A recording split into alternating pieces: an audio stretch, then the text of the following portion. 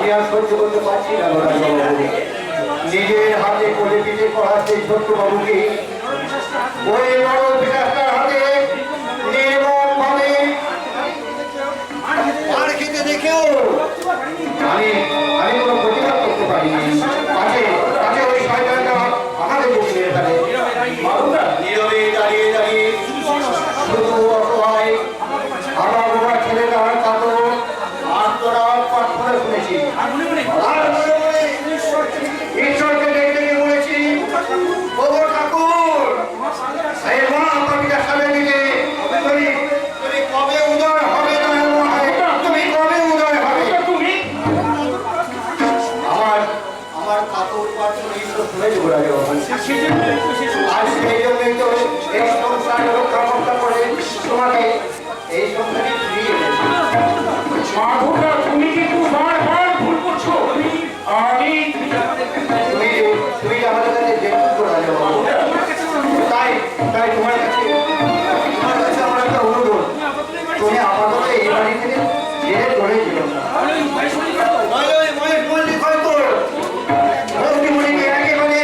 একেবারে শেষ করে দেবে।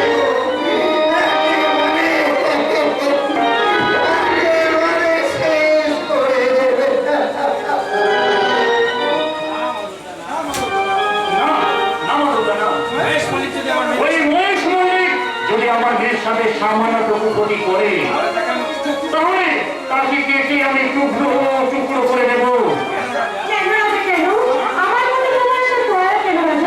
দয়া নয় নিঃসব, দয়া নয়। আপনাকে আমি এতে কি করছিস রাজা? মনের অন্তরে গোপন সত্যটা এইভাবে প্রকাশ করে দিয়েছিস। মির্জা যদি জানতে পারি কিন্তু নকল ছবির অভিনয় করতে করতে মির্জাকে তুমি একটু করে ভালোবেসে ফেলেছি, তাহলে রাজা কি আমার মনের গোপন কথা বুঝতে পেরেছি? ওকে জানতে পেরে গেছে আজ আমি আমার স্বামীর চেয়ে ওকে বেশি আপন ভাবতে শুরু করে দিয়েছি। মির্জা, রাজা, আমি বলছিলাম কি এখান থেকে চলে যাও তো ঠিক হবে। কথা কেন বলছো রাজা? না মানে আমি একজন গুন্ডা মস্তান, সমাজের সব থেকে নোংরা আবর্জনার মধ্যে মানুষ আমি। তাই আমার যদি তোমার বিয়ে তাহলে নিঃসব নয় রাজা, নিঃসব নয়।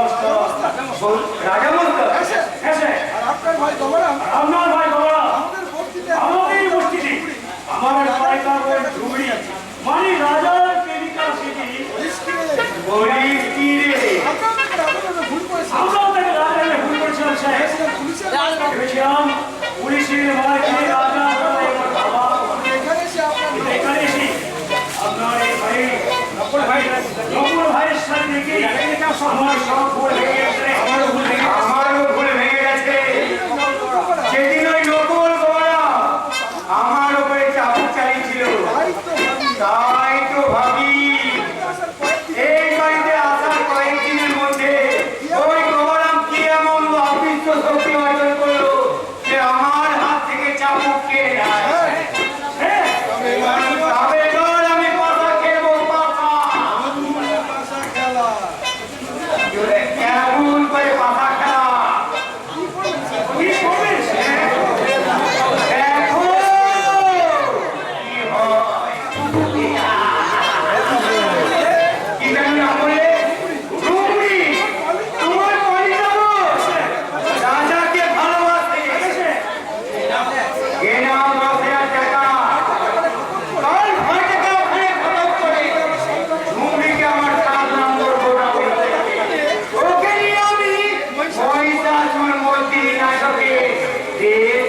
শেষ করব।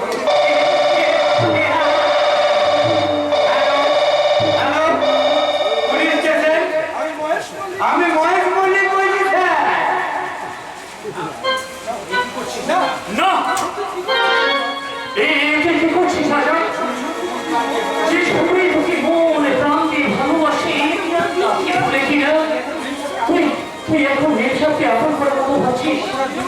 অপরাধ নিয়ে না ঠাকুর। শুধু বেঁচে থাকা তাকে নিয়ে আসল স্বামীকে বলে নকল স্বামী হাত ধরতে বাধ্য হয়েছি। আমার স্বামী টেনে এনে রাজাকে আমি আপনি আপনি আমার খবর করবেন স্যার। আমার কর্তব্য আমাকে এখানে আটকে রাখতে চাইল। আমার বিবেককে আমি হাত ছাড়িয়ে রাখি স্যার। আর আমি সে বিবেকের টানে আমি আবার আমার সেই কোনো জায়গায় আমাকে একাই বিপদের মাঝে ফেলে রেখে তুমি পালিয়ে যেতে চাইছো রাজা? পালিয়ে নয় মেম সাহেব, পালিয়ে নয়।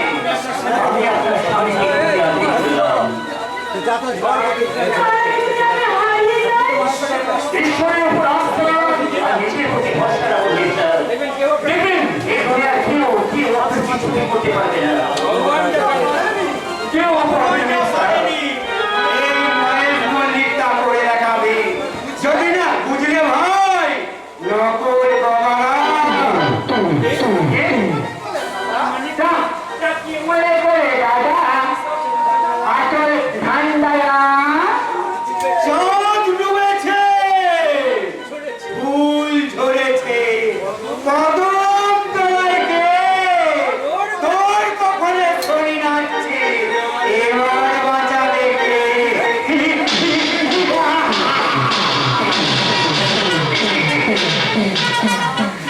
তাণ্ডবেতে রোডেতে কদম তলায় লট্টুই দাদা হালাম দাদা একটা গোটাও এটাকে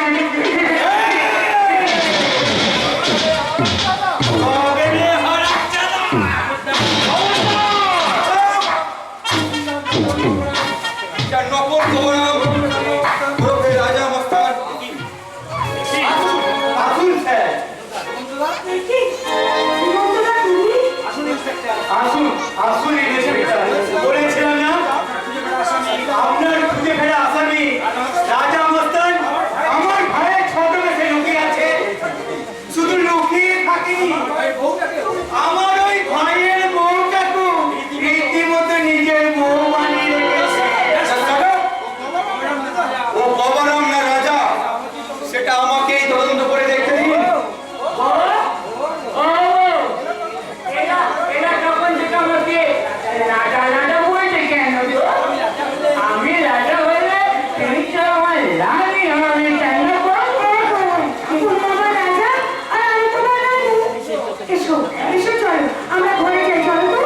দাঁড়াও, সেদিন আমায় ধোকা দিল, আজ কিন্তু তোমরা আমায় ধোকা দিতে পারবে না দুর্গা।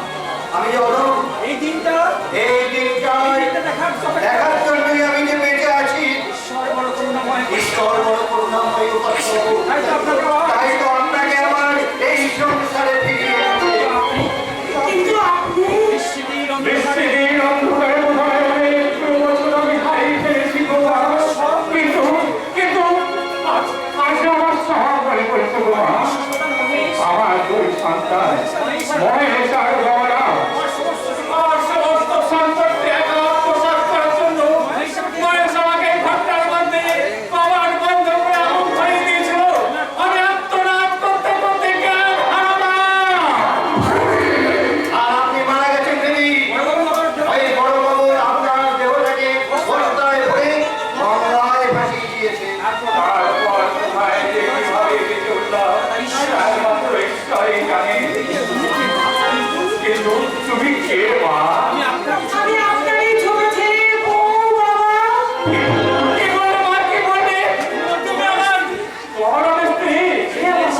সেই দিনে সেই ছোট্ট হারানোয়া ছেলেটা আজ এত বড় হয়ে গেছে। কোথায় কোথায় আমার সেই গৌরব? বড় বাবুর অমানসিক অত্যাচার সহ্য করতে না পেরে ছোট বাবু এই বাড়ি থেকে চলে গেছে। কথা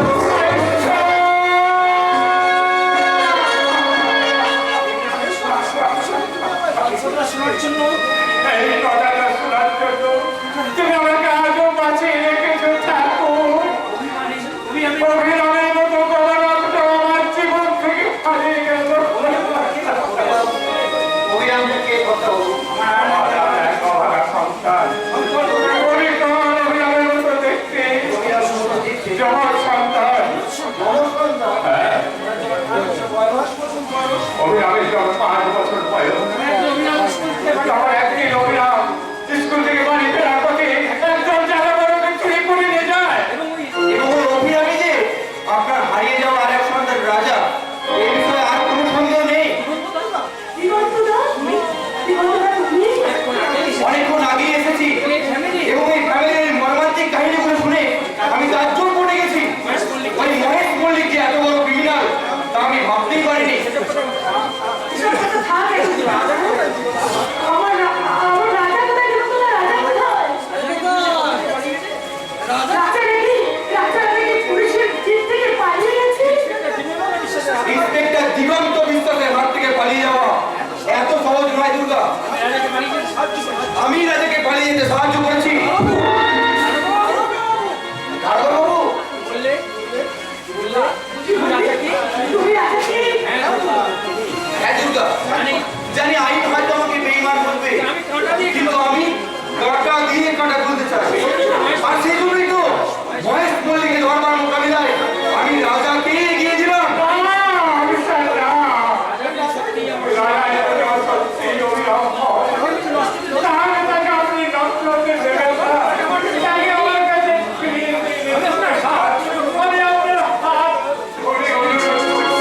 ছি ছি কাকাবাবু, এ আপনি কি করছেন?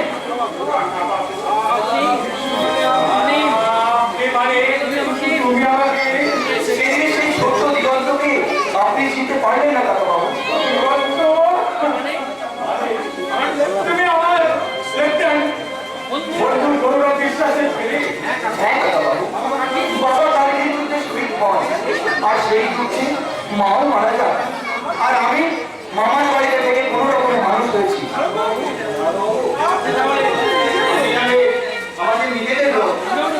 আপনি আমাকে বাঁচান, বাঁচান কাকাবাবু, আপনি বাঁচান।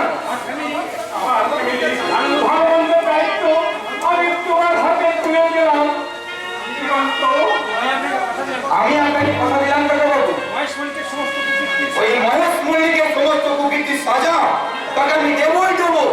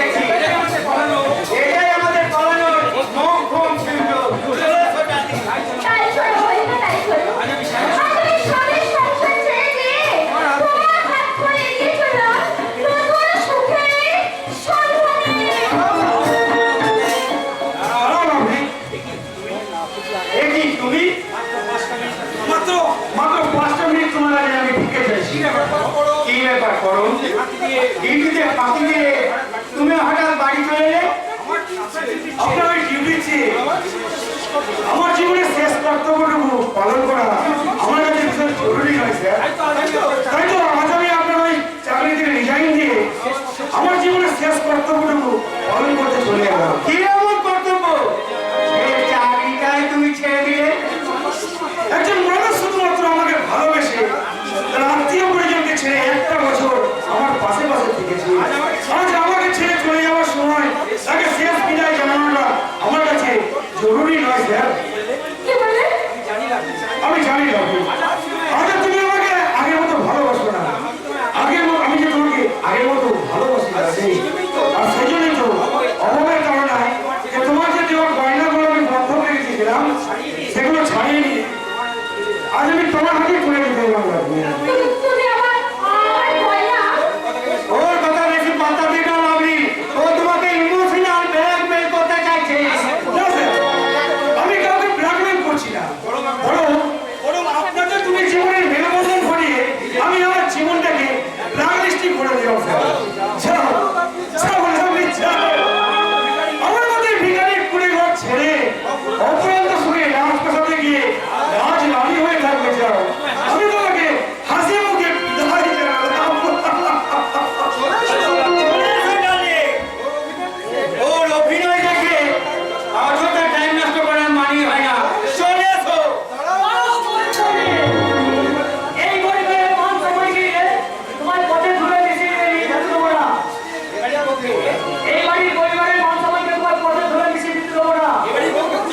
এই বাড়ির বউকে খুশি নিয়ে আমি তোমাকে পালাতে দেবো না। ওদেরকে যেতে দে শোন। না না না, অভিমানের বসে নিজের অধিকার দিয়ে তার সাথে কোনো আপোষ করো না। শুভম, ওদিকে তুমি জোর করে আটকে রাখো। প্রয়োজনে তুমি তোমার অবদ্ধ স্ত্রীকে একটু শাসন করো। আর আজ আমি এই সরকারকে বুঝিয়ে দিচ্ছি অন্যের ঘর ভাঙার পরিণামটা কত ভয়ঙ্কর, কত ভয়ঙ্কর।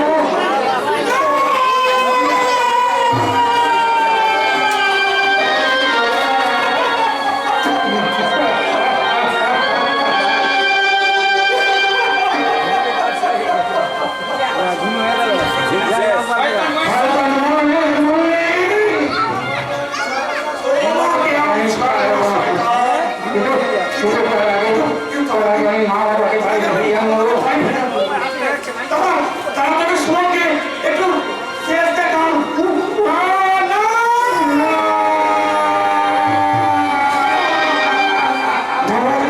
জানতে পারে তাদের সঙ্গে সেই খবর শুনে যদি বাবা নতুন করে কোনো অপরাধ ঘটে যায় তার থেকে আমি বলবো তাদের সঙ্গে নিজের ভাগ্য করতে অনেক দূর দেশে চলে গেছে। অনেক দূর দেশে চলে গেছে।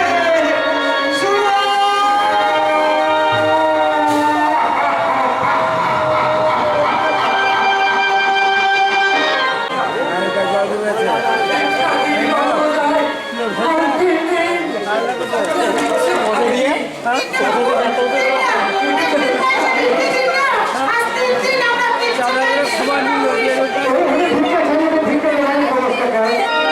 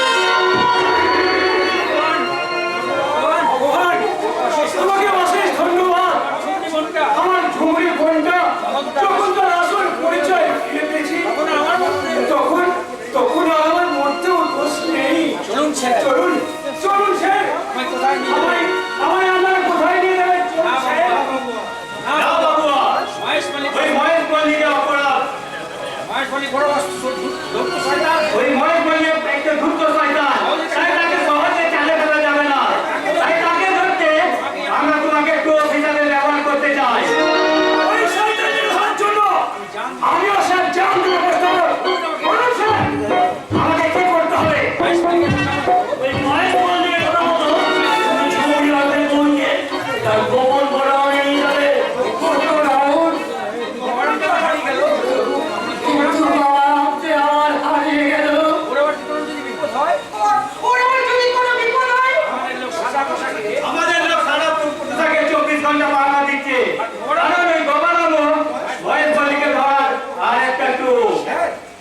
এবার আসুন ওই শয়তান মাছ পল্লীকে ভালো পেতে আমরা একটা নতুন নাটক সৃষ্টি করি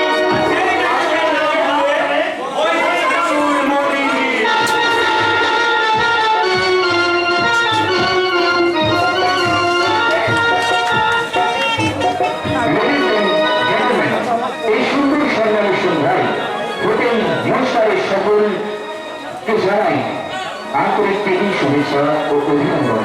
এখন আপনাদের সাথে নৃত্য পরিবেশন করবেন গ্রামার কুইন নবগতা নৃত্যশিল্পী মিস তানিয়া।